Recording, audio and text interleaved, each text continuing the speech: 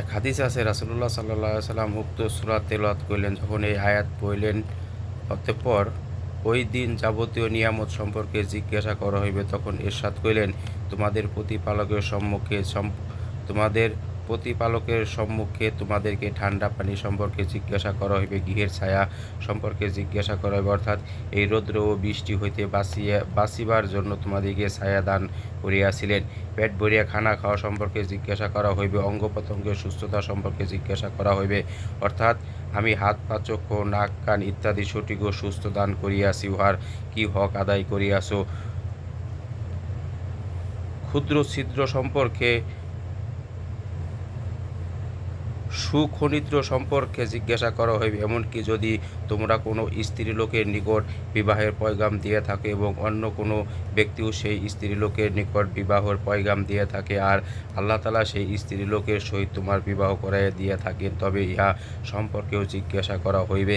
আল্লাহ তাআলা পক্ষ হইতে তোমার উপর অনুগ্রহ ছিল যে মেয়ের পক্ষের লোকদের অন্তরে আল্লাহ তাআলা এই কথা ঢালিয়া দিয়াছে যে তাহারা তোমার সহিত বিবাহ করাইয়া দেয়, অপরজনের সহিত যেন না করায়। উক্ত হাদিস শরীফে যে সমস্ত জিনিসের কথা উল্লেখ করা হইয়াছে, সেইগুলির মধ্যে মানুষ চিন্তা করিলে অনুমান করিতে পারিবে যে তাহার উপর সব সময় আল্লাহ তাআলা কি পরিমাণ দয়া ও অনুগ্রহ রহিয়াছে। এই সমস্ত নিয়ামতের মধ্যে গরিব ধনী সকলে শরিক রহিয়াছে। ফকির হইতে ফকির কেহ এমন আছে যাহার উপর সব সময় আল্লাহ তাআলার অপরিসীম নিয়ামত বর্ষিত না হইতেছে। এক স্বাস্থ্য ও অঙ্গ প্রত্যঙ্গের সুস্থতা এইরূপ। তদুপরি প্রতি মুহূর্তে শ্বাস প্রশ্বাসে আসা যাওয়া এমন নিয়ামত যাহা প্রতি মুহূর্তে প্রত্যেক জীবন্ত প্রাণী লাভ করিতেছে। অন্য এক হাদিসে আছে, যখন এই সূরা নাজিল হলো তখন একজন সাহাবী আরজ করিলেন, ইয়া রাসূলুল্লাহ সাল্লাল্লাহু আলাইহি ওয়াসাল্লাম, আমরা কোন নিয়ামতের মধ্যে রহিয়াছি? জবের রুটি, উহাও তো আধা পেটা পাই, পেট ভরা পরিমাণও হয় না।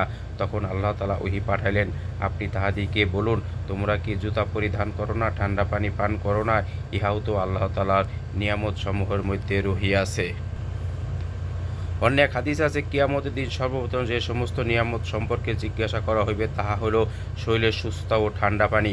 এক হাদিস আছে, যে সমস্ত নিয়ামত সম্পর্কে জিজ্ঞাসা করা হইবে তাহা ওই রুটির টুকরা যাহা খাওয়া হয় ও পানি যাহা দ্বারা পিপাসা মিটানো হয় এবং কাপড় ওই টুকরা যাহা দ্বারা শরীর আবদ্ধ করা হয়।